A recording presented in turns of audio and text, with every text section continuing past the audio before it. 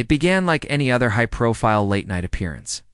The crowd roared as Prince Harry stepped onto the glimmering stage of The Late Show with Stephen Colbert, flashing a polite smile that seemed almost too perfect, too rehearsed. Band played, the cameras panned to a visibly excited audience. Some clapped just for the fame, others for the symbolism, and a few for the controversy they knew Prince Harry inevitably brought with him.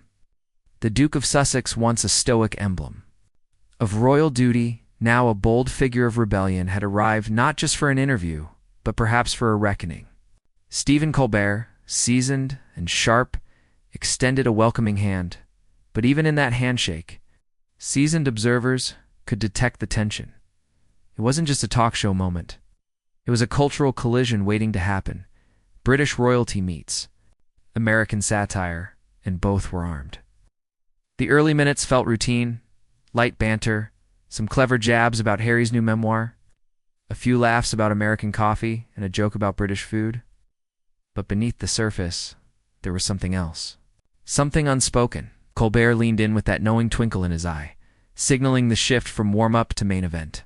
"So, Harry," he said casually, "how does it feel to be the royal family's whistleblower?" The air in the studio seemed to thicken. The audience chuckled, then hushed. Prince Harry's smile didn't disappear, hardened. "I prefer the term truth-teller," he replied evenly. "And I think everyone deserves the truth about the institutions that shape our lives." A few people clapped. Colbert leaned back, nodding slightly. "Fair enough," he said. "But there's truth, and then there's monetizing family trauma. Isn't that the criticism?" A pin could have dropped. The room went cold. Prince Harry blinked once, slowly. "That's a loaded statement," he said, measured. "It assumes bad faith on my part." The exchange had begun civil, but electrified. Colbert smiled like a man who knew he was in the middle of a moment, and possibly a ratings goldmine.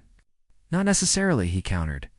"I'm just wondering, if I may, do you think telling these stories publicly helps your cause or hurts your family?" Harry's jaw clenched slightly. "Well, my cause isn't to hurt my family," he said. "It's to shed light on cycles of trauma and media manipulation. I lived it. I saw it. And I know the toll it takes." Colbert nodded. "Understandable," he said.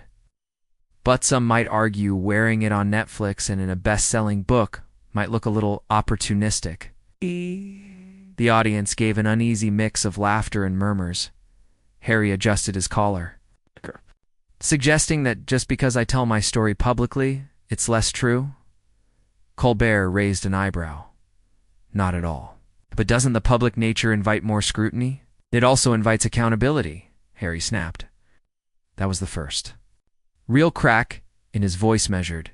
Yes, but forceful. And Colbert noticed. "Accountability is important," the host said calmly. "So, then are you ready to answer questions about some inconsistencies people think they've noticed?" That's when Harry leaned forward, tension stiff in his shoulders. "You mean tabloids?" he said. "You mean narratives pushed by people who want to discredit me? Or viewers who just want clarity?" Colbert returned. And then came the shift, sudden and unmistakable. "For example," Colbert said, pulling a card from the desk, "your claim about not knowing how royal press offices worked until your 30s. Some say that doesn't align with your past interviews or involvement with media strategy." "Care to clarify?" Harry's face fell. It wasn't rage or panic, it was dismay. He looked down for a moment, then met Colbert's gaze. "So this is that kind of interview," he said quietly. The audience gasped. Colbert leaned in again, still calm. "It's the kind where people want answers. You've opened the door, Harry. It's only fair someone walks through it." The silence in the room was crushing, broken only by Harry's deep breath. "I came here for dialogue," he said, "not a cross-examination." "Sometimes," Colbert said, "they're the same thing." That's when Harry leaned back in his chair and shook his head. "You don't want to understand," he muttered. "You just want a soundbite." Next, paragraph 2 of 8 will continue. This intense confrontation, including Harry's reaction, behind-the-scenes chaos, and how the audience responds. Would you like me to continue with paragraph 2 now?